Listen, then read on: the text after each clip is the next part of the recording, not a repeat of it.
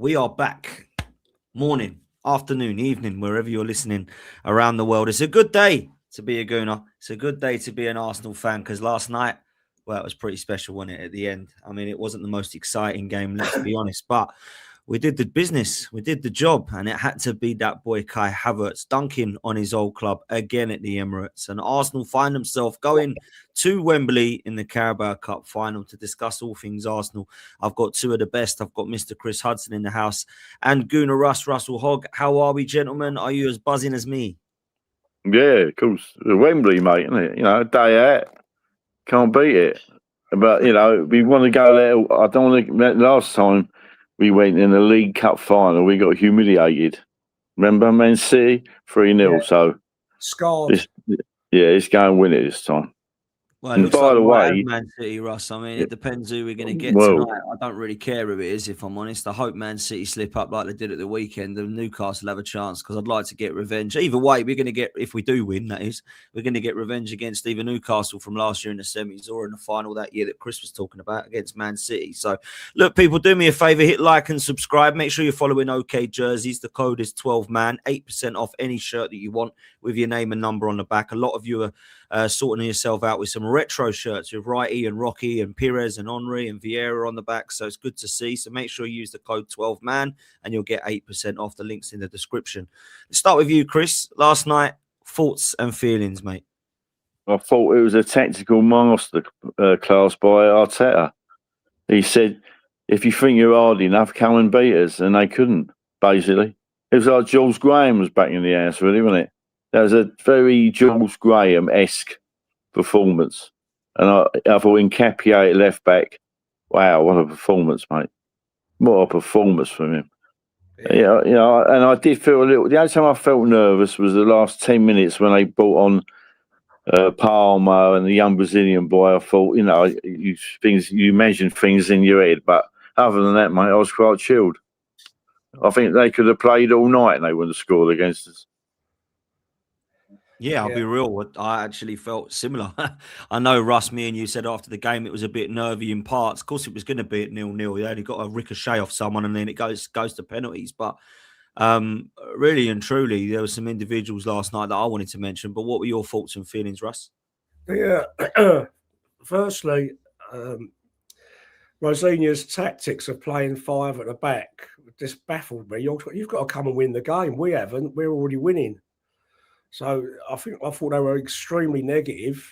Although they had a lot of the ball, we let them have the ball, and they couldn't hurt us. Same as Chris and Nketiah. I mean, Nketiah, just before the end, he was just in front of me. He was down on his knees. He was absolutely shattered. He absolutely put a shift in. He was unbelievable. He ain't as good going forward as Calafiori. He don't link up play like Calafiori does. Calafiori's a better footballer, but defensively, Nketiah was just a gargantuan last night. Everything they threw at him, he just so calm, quick, just calculated. He was just really, really impressive last night. And the other players that impressed me, obviously, were the other two centre-backs. Although we've still got this little niggly problem with Saliba carrying the ball out and losing it. I don't know why that is. It's just a little niggly. It just niggles with me that I can see it coming. That's what really winds me up. But other than that, Madueke had a quietish game. He struggled to get. Yet again, Cucurella getting away with repeated fouls and not getting a caution. Again, why?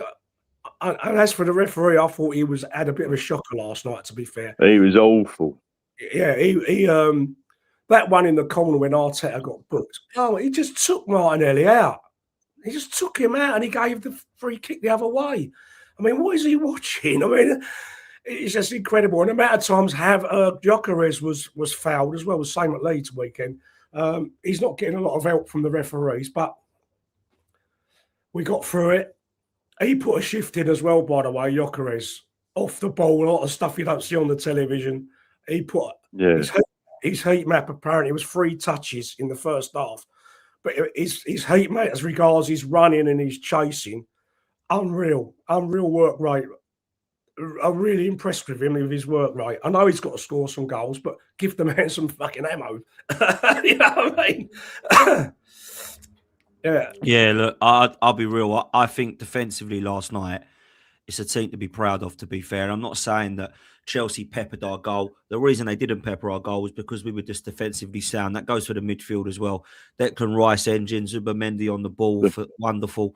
But I think Chris is right. My man of the match was Nketiah. I thought he was unbelievably good. And he literally won every duel on and off the ball. I love his aggression. He's got that kind of Martin Keown about him where he's old school defending. Don't see that nowadays in modern day football, really. You don't really see modern day footballers that remind you of old school defenders, but I really do see an old school defender in him, and I thought he was magnificent, Chris.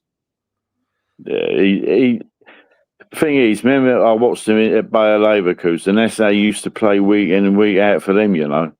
I mean, Calafiori, look, he's lovely on the eye, isn't he? But he's nowhere good a defender as Nketiah. Yeah. Not in a million years. What you talking about, clean sheets? Now we've kept 20 clean sheets in 38 games this season. Man. About 20 and 38. Think about that. It's incredible, isn't it?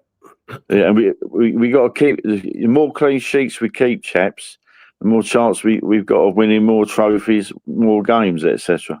Yeah. As old school Arsenal, like the George Grahams, the Bertie Mees, I just love it. I just love clean sheets. Yeah. I really do. Change the subject. What do you think about Chelsea's tactic for the corners?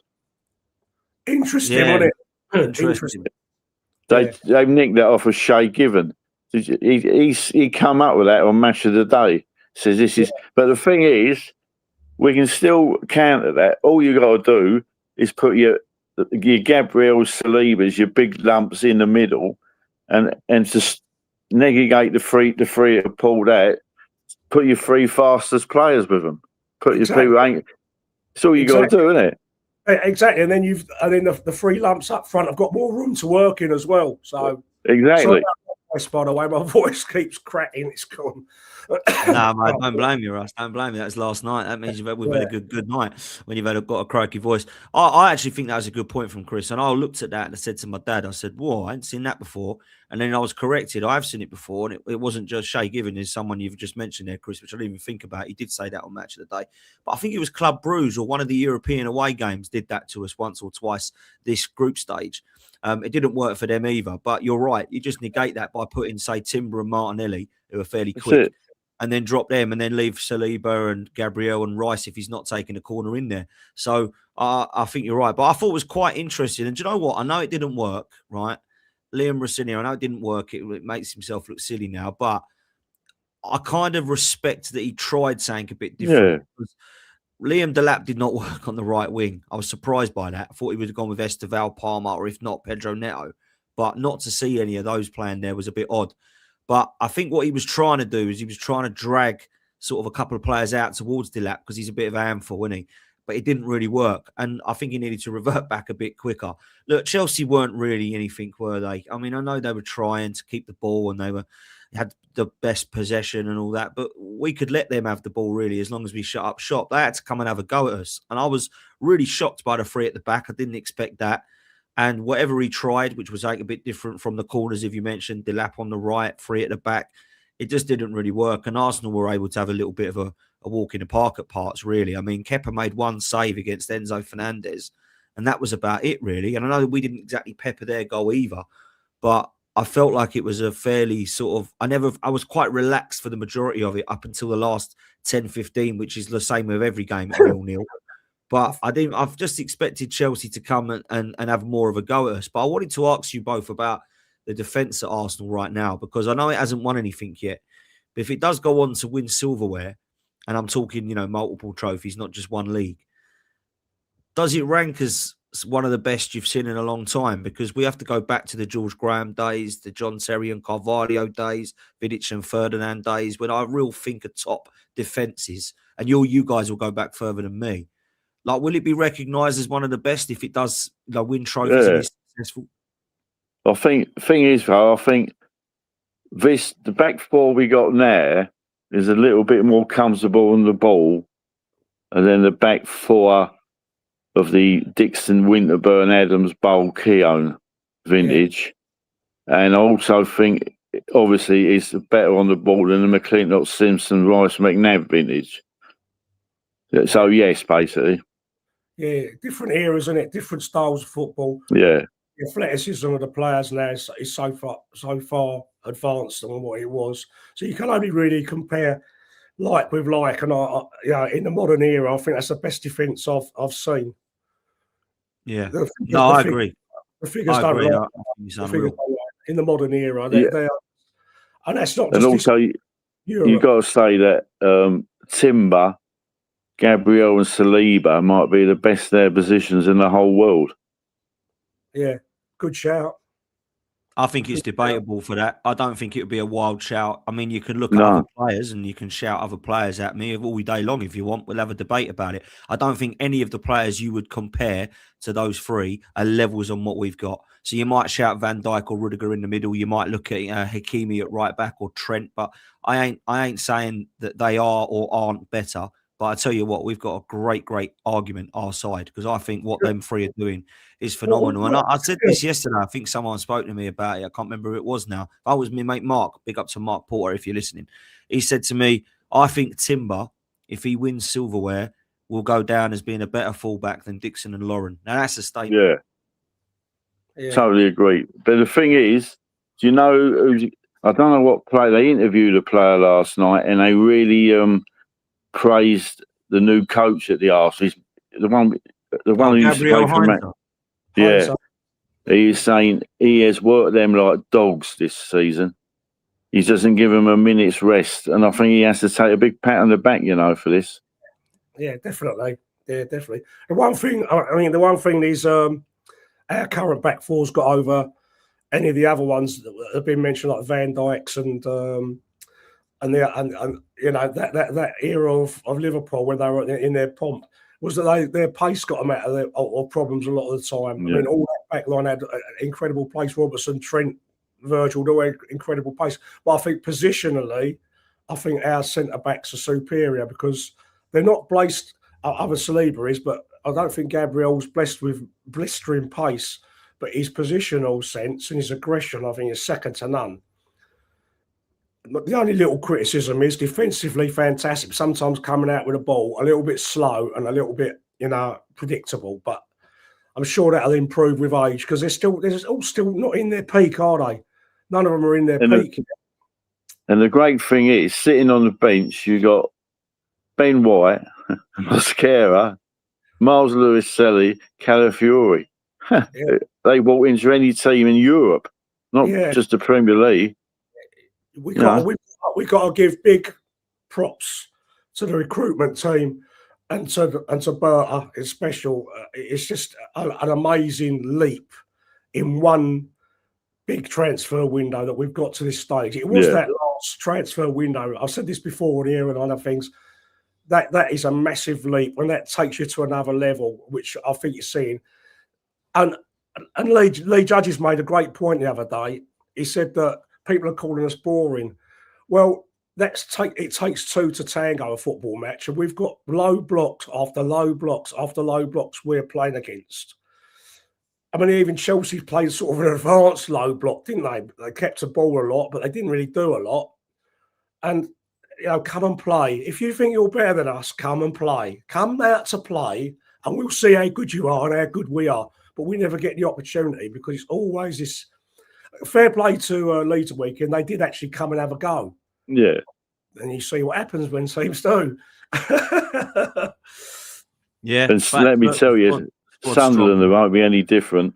No. No, it won't be, man. It won't be. I think they all know now. They've all learned how to play against Arsenal. You've got to come and low block. If you come and have a go, you might get done over. But I don't think that is... Look, it might be a bit boring to watch, but I don't care. Like, let these people talk. Paul Scholes talking crap, Paul Scholes wanting to get himself, obviously, in another podcast somewhere, talking absolute rubbish, if I'm honest. It's just embarrassing. Like, I've seen the Man United teams he played in that weren't exactly the most exciting at times. Yeah, I've seen him think out a few times.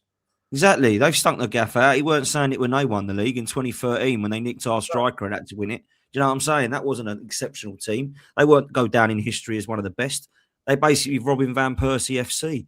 But they won the league when he was playing in there. So he didn't say anything then. He was lifting the trophy smiling. That's exactly what we'll be doing. I don't care how we win this league, by the way, people. If you want me to be panicky, I'll say I'd like to play like Wenger, Klopp or Pep and win the league by 15 points and become the Centurions and Invincibles. There you go. I'll be panicky. Don't work like that. I don't give a damn if we have to play Conte or Graham football. Go and win me this league. And if we do that, it's fine. Now, maybe we'll look at changing it next season if we do win it, but let's get across the line first. That's what I will say. And people that are moaning and crying about it this morning, these Chelsea fans are a disgrace, by the way. They're absolutely embarrassing. They really are. We dominated Arsenal. We bopped them off the park. I was impressed by what we tried to do.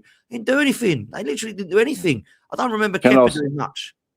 Can I say he will not be Chelsea manager at the end come next season? When you look at the quality of managers that are coming on in the market this summer, Chelsea won't be able to help themselves. No. There's no way he'll be manager next season. And Chelsea fans, you had Mourinho, so don't talk to me about dour football. You know what I mean? Conte exactly. They were Drogba FC, weren't they? Hit the big man and score. One big ball. So, you know. Drogba scores. That's what their football was. Facts. I totally agree. Yeah. Let's talk quickly about this competition before we get into some more of the individuals at the moment that are playing for us. I said right from the start I wanted to win this trophy and people rolled their eyes. I don't want this crap trophy. It's dusty. I want the Premier League. Well, one, I don't think it's a crap, dusty trophy because first one I remember winning was against Sheffield Wednesday, which is this one. The other thing I'll say is I actually think this gives you momentum moving forward to go and win the big one in May, right? So that's why I want to win this trophy. How do you see this now, Russ? We're in the final. We're probably going to get Man City, if not Newcastle. We've got to go and win this trophy, haven't we? And then we've got momentum to go and to do it again in May. The big M word it's momentum. You win a trophy. Every Pep team took this serious in a championship push. Mourinho did. They all did. They all took this very seriously, and you get that takes the pressure off. We've won something now. We haven't got to be sweating on the FA Cup final to get a trophy. We ain't going to be sweating on anything else, on a league position or winning the league to be out of trophy. So that takes the pressure off. Pressure is enormous at our club because of the length of time that we've had a trophy drought, read the Premiership. So it's a massive, massive statement to get that done. And the size of the squad, as I keep going on about, has enabled us to do this. Chelsea back in the day, they were able to do this. They could go deep into this competition and win. And City the same. They could basically play a shadow team and still get to the final. Now we're in the final. I don't want to see any, sob stories about how he's played all the way to the final. We've got to play our best team in that final and win it. We've got to play Raya. We've got to play our best team. That is my opinion. We've got to go for it and win that final. I don't want any excuses. Oh, he wasn't playing and he wasn't playing. No excuses. Win it. Give me the trophy. Give me the trophy. Right. Totally agree, Chris. I'm with Russ. I'll be playing Raya. I would. I know Kepa. People say ain't done nothing wrong and all that stuff. Sorry, I'm playing Raya in this one. We got. I agree. On this side. It'll be an interesting. It'll be an interesting team he puts out at Wembley. I mean, please God, touch wood, we don't get any injuries. Yeah, that's you got just please, because I'll tell you something. I know I'm diverting a bit, but the Mourinho injury is bad news, you know, because it overloads the amount of work that Rice and Zubimendi have got to do. But he's got Norgard he can use. Yeah, but he don't, does he, Russ? No, I know. There's no excuse. I can't see. It's a Danish international. Why can't he be used to take the workload off? Not saying start him, but use him as a filler for the end of the games to give Rice or Zubimendi a rest. Well, he's got to. Well, they're both going to run out of steam, mate. Or put Skelly in there. Yeah, that's what I'd do. Yeah. That's what I'd do. I think Norgard, if he don't want to play him, for whatever reason, he don't seem to fancy him, although I think he's done well when he's come on the last couple of games. I think Miles Lewis-Skelly's got that engine and the legs and the athleticism in midfield now, because he don't seem to fancy him at left back. I think he's probably fourth choice left back now, Lewis-Skelly, which is unbelievable looking at what he did last season for us. We got Calafiori and Capier, and he seems to play Timber at left back ahead of Lewis-Skelly now. So, and still got, you know, other players that can come in the middle. So I think for me, Lewis-Skelly, now that Marino is out, you know, there's no wonder we were looking at what we could do in striker and central midfield in the last day of the window yesterday, because it did look to me as if, you know, Marino was that guy who covers both those positions. And now that he's out long term, I think he's out for most of the season from what we understand. I think Lewis-Skelly might have to come in and do a job and take some of the load off. And I don't know when he does that. Maybe he does that against Wigan. Maybe he does it in some of the Premier League games. But right now, I think he's going to have to use him and utilise him in midfield. And I would like him to be there. I think he could do a job there. You know, he's always in midfield when he plays left back anyway, isn't he? Exactly. You know what I mean? So that's his proper position. That's when he's played all through the youth team in midfield. And I've always, when he plays in midfield, I've always likened him to. Do you remember the French midfield player Tigana, who used to play with Platini? That's how he. And I've told him that as well. I said, go and look at a couple of videos that he can't. I don't know if he did. He just laughs, but I'm just telling you, he just reminds me of him. Yeah, yeah. I remember there's a guy who used to manage Fulham for a bit in the Premier League, didn't he? Yeah, he's just smoked non-stop. Wonderful player, though. Yeah, exactly. One other little thing about the boring thing. This time of year, traditionally, over the last 3 years, we've gone on little runs of scoring a lot of goals, and I think that's to do with teams. A point now is no good to a lot of teams when they're down the bottom, mid-table. They're trying to get up. A point's no good to them now, so they have their mindset changes for the last couple of months. If they're safe, their mindset changes. They're not going to be so dull and negative. But if they're fighting for their lives, they've got to come and have a go and get 3 points. So that's when I think you see things open up a little bit more. It dawned on me the other night. I just looked back through the records that we had these runs of like 4-0, 5-0, 6-0, away from home, a lot of them as well, where teams have had to come out and it suited us better. And let's just pray that happens again, because I don't want too many games like this where we're getting a goal in the last minute. My old ticker lost.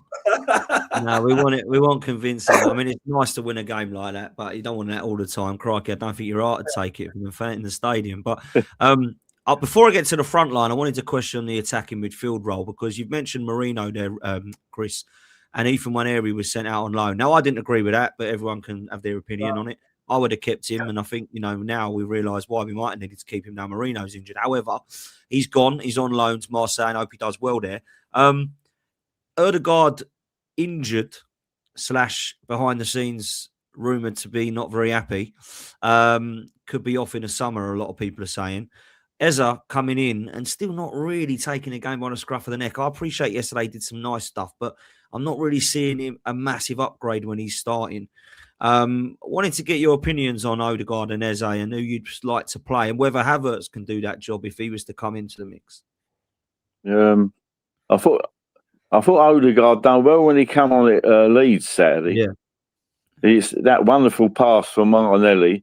Eze, I don't think he played that bad. Like, I think he had to sacrifice what I'll call his.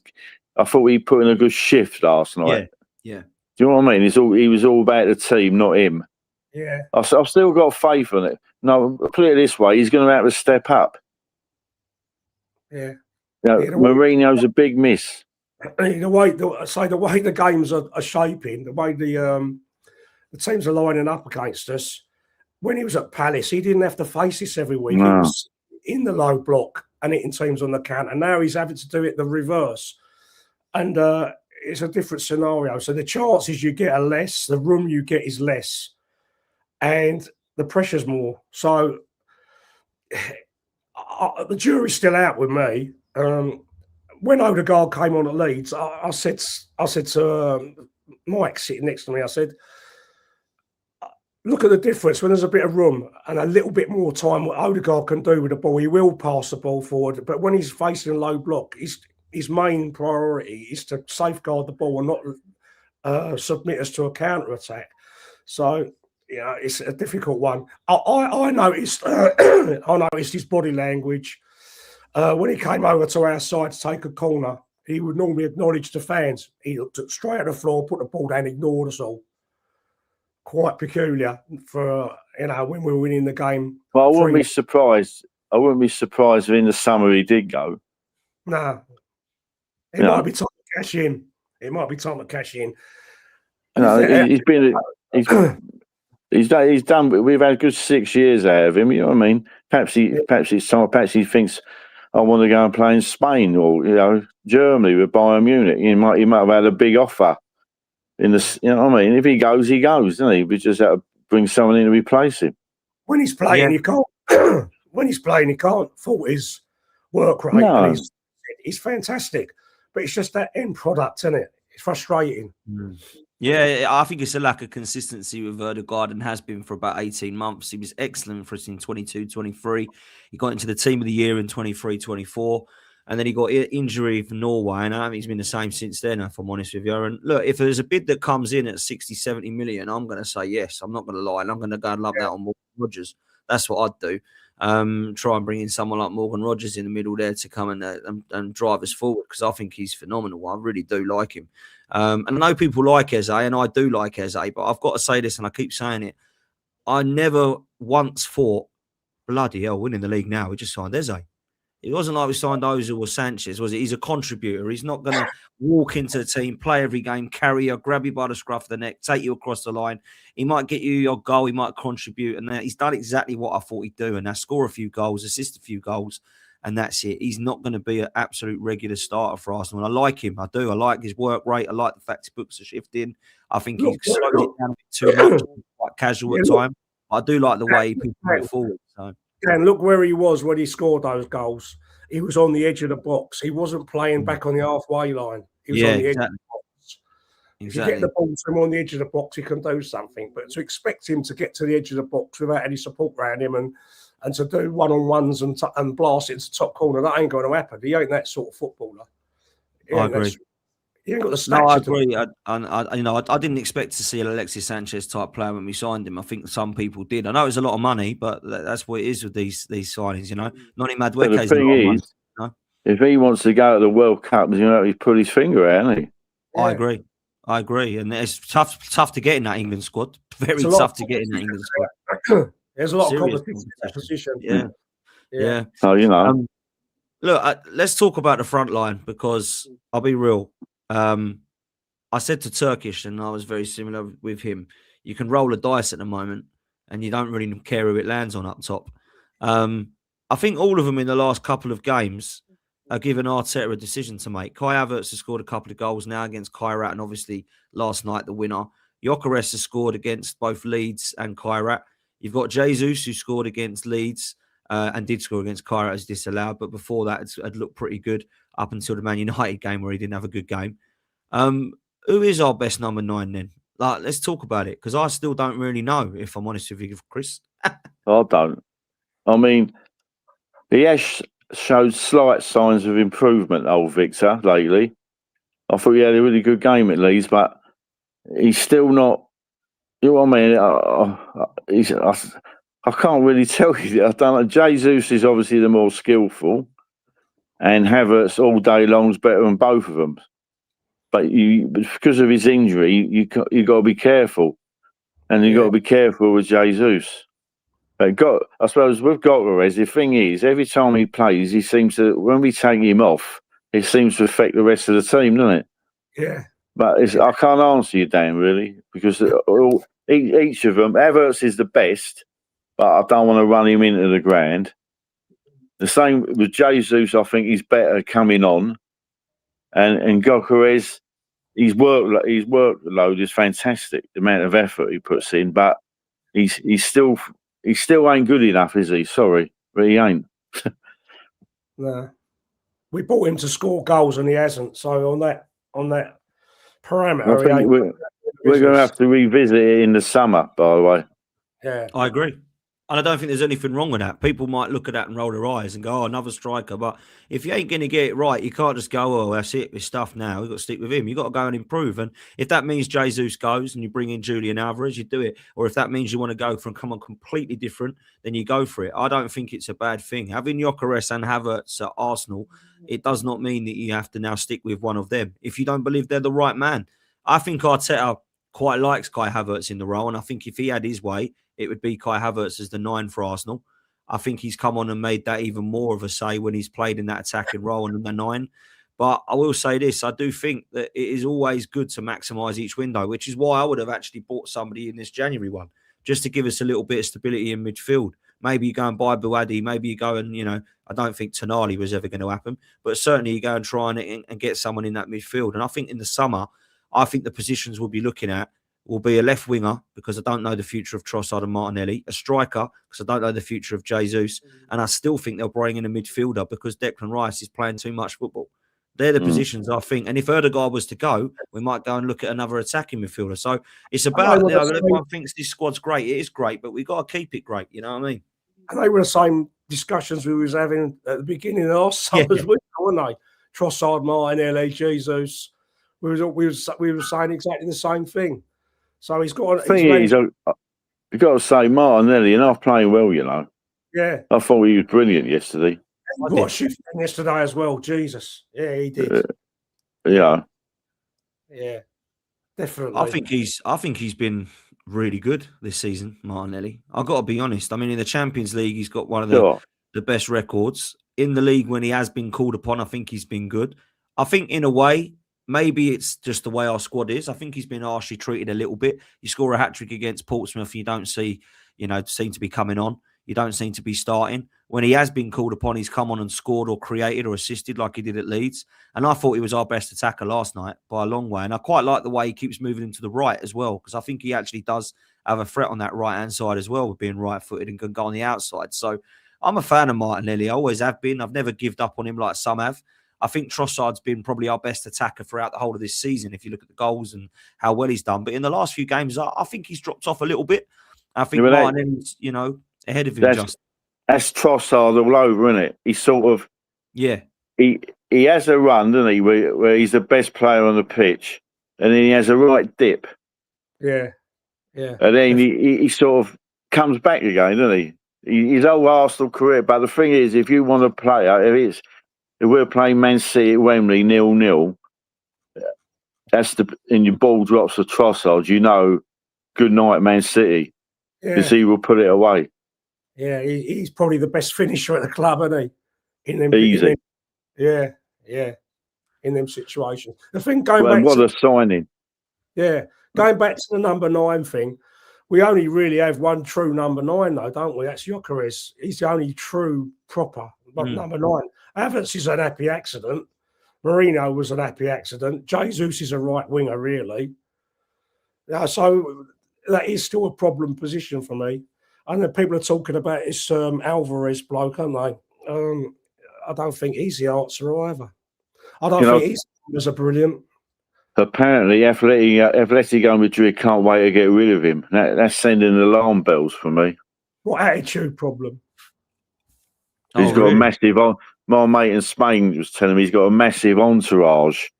You know what I mean? And all that. He thinks he's better than what he is. I'm not sure about him, Oh yeah, that already is putting me off. Then I didn't know about ding, that. Ding, ding. Yeah, there's alarm bells there. I like him. I would take him, and he's the one I'd probably go for if we were to go back into the market in the summer. But that's just because the reason why Man City can't really down it there. Yeah, I think so. Maybe. I thought he did well at City. He won a treble. He's obviously a Premier League proven player. He's scoring goals over Atletico Madrid. I don't think he takes us to the next level, but I think he'd be a upgrade perhaps on what we've got. But look, he might not be. I can't help but think, lads, as well. I don't know if you agree with this. I can't help but think that the way we play in the system, I don't think it really matters who the 9 is, if I'm honest. I don't think they're all going to get 30 goals, 25 goals. The way we play is not suited to that. We don't play like City where it's like Haaland's got to get 30 goals like he does and they'll be all right. We have goals by committee, which some people think's better, but we don't really have a focal point at the 9, which is like he's going to score. If he don't score, we're stuffed. We've got Saka scoring, we've got Martinelli scoring, Trossard. The list goes on. So that's where I'm at. Really. I still think it's only my personal opinion. I know he's not everyone's favourite. I still think he goes back to last December when we should have bought Watkins. Yeah. Watkins is suited to the way we play. Yeah. Maybe you're right. I mean, look, I didn't particularly want Watkins until we were desperate. I like him because I wanted him in January because we're bloody. I wanted Chris up front in January. I mean, we were so bloody short, weren't we? It was unbelievable. I still can't believe that we went for a Champions League with Marino up front, who I actually do quite like up front, by the way. But at the time, I wasn't sure if it's going to work. But that's madness. A madness that we've sent off Ethan. We've sent off Ethan to to get some game time, and to get coached by De Zerbi, and De Zerbi's gone. Yeah, that is mad. Actually, I couldn't believe that. I didn't know if we were going to call him back because I think the main thing was to get him playing attractive football. And what's interesting is he's playing with Aubameyang, isn't he? So that could be an interesting relationship. But look, I wanted to ask this because this was a chat. I'll come to you first with this one, Russ. I'll let Chris go as well. Lebu says, out of the 4 competitions we're in right now, which ones do you realistically think we've got a good chance at? He's asked me, but I'll ask the panel that. I'll tell you now, the League Cup, you've got to go for that. That's the first. Just go for that. That's the one you've got to prioritise. Just you've got to win. You've got to win. Momentum. Chris? The League Cup and the Premier League. Yeah. The FA Cup. Yeah, the FA Cup. I think all this rubbish talk about quadruples. Forget it. Nah. Because you don't want to get April like. I always remember that year with Wenger. We were chasing everything and we ended up with 1 trophy. Yeah. I mean, obviously it's a dream to win the Champions League. Obviously, it's a dream. But the League Cup, because we're in the final, and the Premier League, touch wood, because I think we've got a fantastic chance to win it. The other 2, that's up to the football gods, really. Yeah. Yeah, I think the other 2 at the moment, you roll the dice, the FA Cup and the Champions League, just because it's too early. You don't know who you're going to get and you don't know what's going to chop and change. With the final, I think you're right, Chris. That season, I remember 2004, bloody losing to Paul Scholes 1-0 and then Wayne Bridge, Chelsea, and it made me sick. But I think if Wenger had his way again, he probably would have chucked that cup final and gone for the Champions League because we were trying to juggle it all, weren't we? And I'm not saying that's the right thing to do. I remember we lost to Middlesbrough as well, who went on to win the League Cup that year. So I look at it and I think what Arsenal have got right now is what they've got to do is they look at that. They put the Carabao Cup to bed now. Don't have to worry about that till March, right? And you concentrate on the Premier League. Don't have to worry about the Champions League until we understand what's happening with that. And the FA Cup game, I'd like to think we can beat Wigan with a rotated side, right? I think we've got to concentrate at the moment at what comes at us first. That March trophy is massive for me. Massive. I'd give us much more chance of winning the Premier League if we won that. I'm not saying if we lose it, we won't win the league because I think we've got a great chance of winning both of them. But I do feel like that is the massive one for me. And they're the 2 that I'm looking at realistically thinking, I think Arsenal should win the League Cup and should win the league. Whether we will, I don't know. I can't say that we should win the Champions League or we should win the FA Cup yet. I can't do that yet. So I think it'll be interesting because people are talking about quadruples and trebles. I get it. I get excited and over the top. But let's win the Carabao Cup first and then see what we're doing in April before we start talking about trebles and quadruples. I don't know how you feel, though, boys. Maybe that's me being pessimistic. No, I agree, mate. Yeah, I agree. Yeah, we live in the real world. Yeah, I don't live in fantasy island, but there's a reason it ain't been done before, that quadruple. Let me just tell you, because it's hard. It's bloody hard to have a squad to go all 4 competitions. Look, I think we should have a squad that's good enough to compete for the deep stages of each competition. I'm not saying we should knock out the Wigan and losing the Champions League so we can go and get this double. I'm not saying that, but I do think that trying to win all 4. I mean, trying to win 3 is bloody hard. Trying to win all 4 is just maybe we'll talk about that if we get towards that stage later. But I think just the further you get in the Champions League, the harder it gets also with your fixtures. Totally in your league. I just want to win. So I can't have another year not winning this league. I'm sorry. We are the best team. We got the best manager. We got the best squad. We've waited long enough, and we got to win it. And I'll tell you, this weekend is massive. Well, let's end on that. Let's end on that this weekend. Liverpool and Man City. Liverpool and Man City go head-to-head at Anfield. A lot of people are predicting Man City to drop points again, which means Arsenal could go 8 or 9 points clear if we beat Sunderland. Now, Sunderland are a funny team. I don't like playing Sunderland this season because they've had some really good results, particularly at home. Away, a little bit more inconsistent. This is a must-win game, Russ, isn't it, at the weekend? Yeah, every game's a must-win. Every game's a cup final. Just got to keep racking them 3 points up until it's mathematically impossible to be caught. It's as simple as that. Just got to keep racking them wins up. And do you think City will drop, Russ? Don't care. As long as we keep winning, they can't catch us. Yeah, it's the right answer, to be fair. It's the right answer. I don't know, Chris. I feel like a lot of people are talking about Man City a lot more at the moment just because they've not been as good. They've been a little bit inconsistent. But I want to be more than 6 points clear, if I'm honest, before I start getting too cocky and confident. I think Sunderland, a little bit like Leeds, I think you got to match them for work. You know, they get up and down that pitch. They're quite good at the back. They've got a wonderful goalkeeper. But where they're better than Leeds, they've got a really good number 9, that Brobby up front from Ajax. Yeah, I'll tell you what, I'd have him at Arsenal. Yeah, I bet that'd been controversial. I mean, he's a really good player. No, I like him. But he was a good goal against us, didn't he? Yeah. And I think we're going to have to rotate Saturday because I think last night it took a lot out of us and we're only watching. Yeah. But it's going to be an interesting selection Saturday. Yeah. We got the extra day now, haven't we? Got the extra day. Yeah.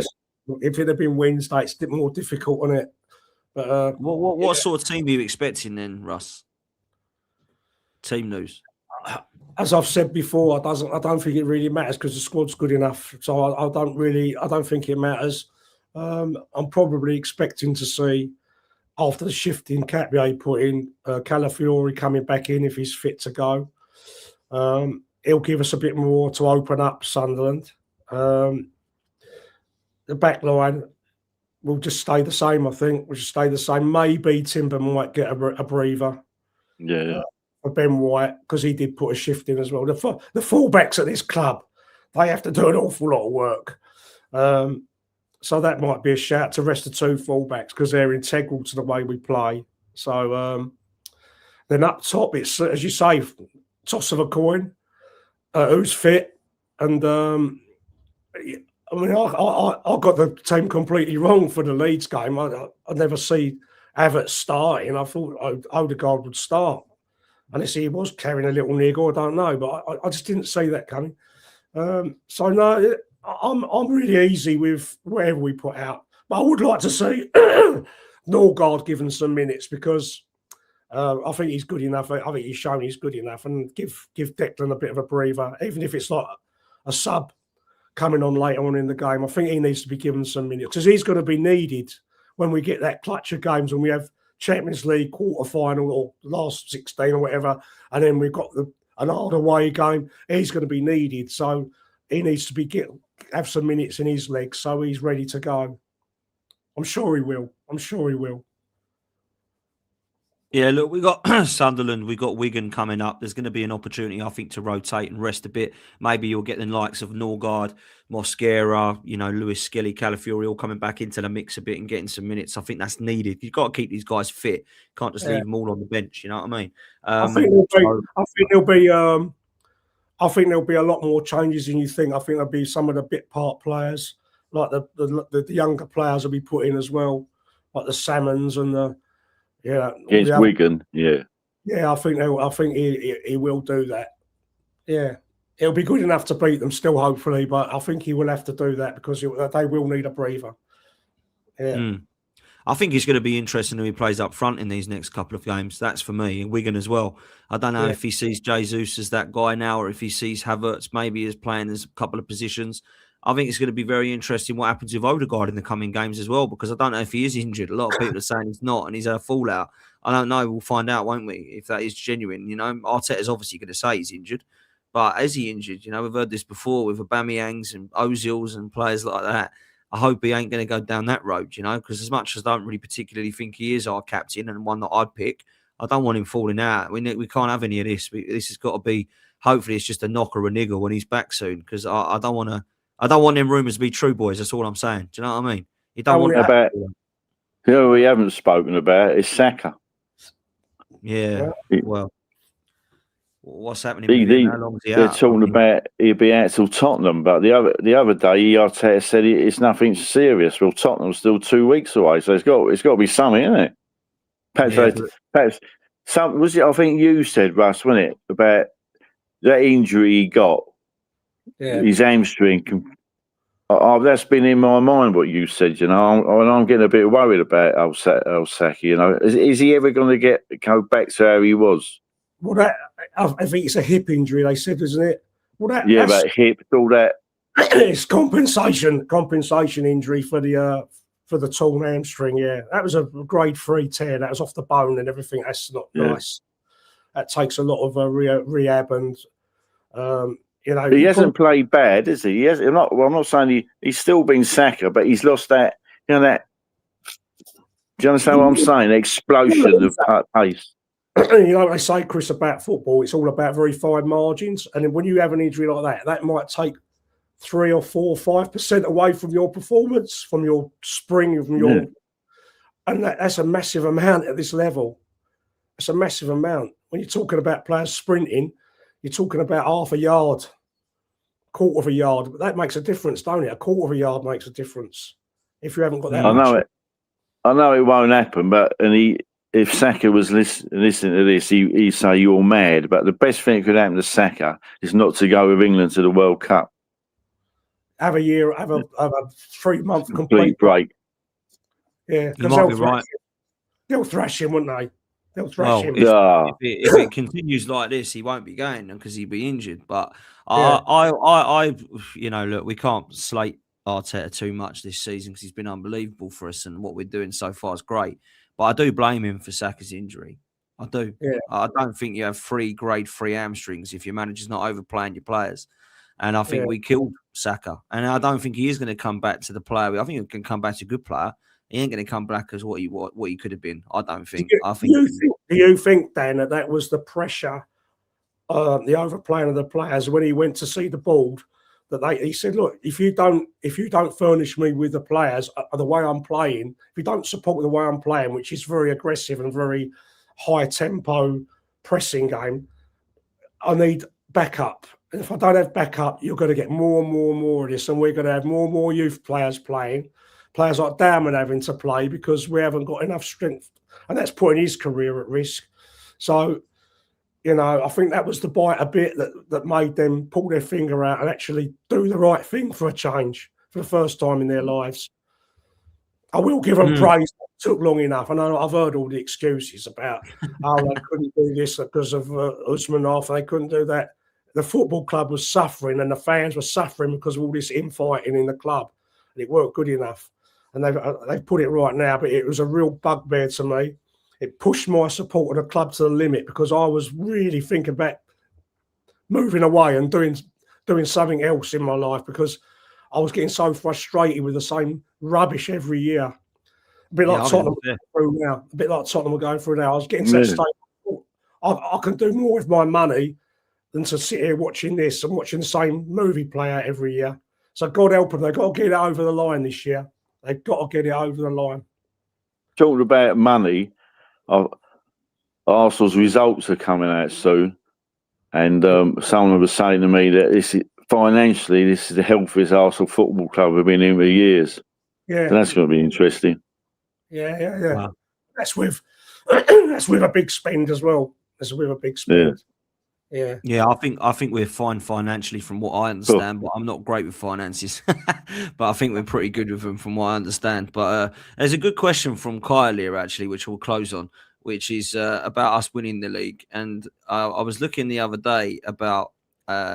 Here we go. It says, I want to win the league at the Etihad, add insult to injury. Look, I'd love that, Carl. I really would. But let me be realistic for 1 second. I was doing the maths.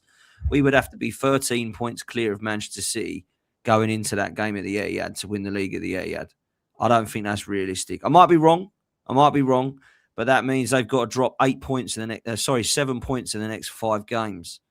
Man City. It's possible. Maybe they will. But they'd have to lose to Liverpool and then lose another points. Yeah. I don't care. Yeah. I don't care where we win it, Dan. No, me neither. My dream would be to win it at home at Burnley. Yeah. That'd do me. Is that third game from the season, is that? I think it could be the last home game. I don't want to be going to Selhurst Park. Imagine having to go to Selhurst Park or win the league. You won't be there, be chaos. I don't want to do that. I don't want that. I know they're a mess at the moment, Palace, but I hate going there. So I think Burnley at home, that's the one. We got to win it there and lift a trophy there and then. That's what I want to be doing. So let's see what happens there. But can I just give a shout out to a couple of lads I met up at Leeds? Yeah, of course, mate. A father and son. It was Simon and his son Matt. He called Junior. I've got that right, but. They were really praising of Arsenal and the fans, and they admitted that he's got a Thierry Henry signed shirt, his son, and his son was a big goalkeeper at his school and that. And so big shout out to them. It was a pleasure talking to you, boys.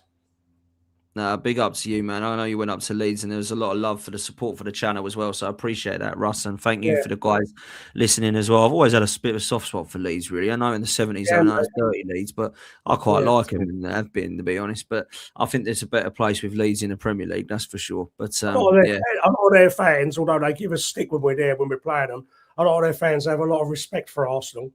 A lot of respect. Yeah, they do. Yeah. Especially the older ones. That goes back. Yeah, the older ones. Back to the 70s. Yeah. I won't say why they've got a lot of respect, but they have got a lot of respect for us. Fair enough, man. Now, listen, I appreciate it, and big up to them. Big up to them for the shout out as well. Make sure you do me a favor, people. Make sure you hit like and subscribe. We're only about 20 away from 57,000 subscribers. So if you can hit subscribe, we should make it today. I'll be back tonight with a show as well. Probably going to be after the Newcastle Man City game, and then we'll talk about who we've got in the final. So make sure you show some love to that tonight with the boys, Arsenal Roundabout. And Chris, thank you for coming on, mate. Russ, thank you for coming on, mate. And hopefully I'll see you boys in Wembley, mate. Obviously I'll see you before that, but we can talk about going to Wembley.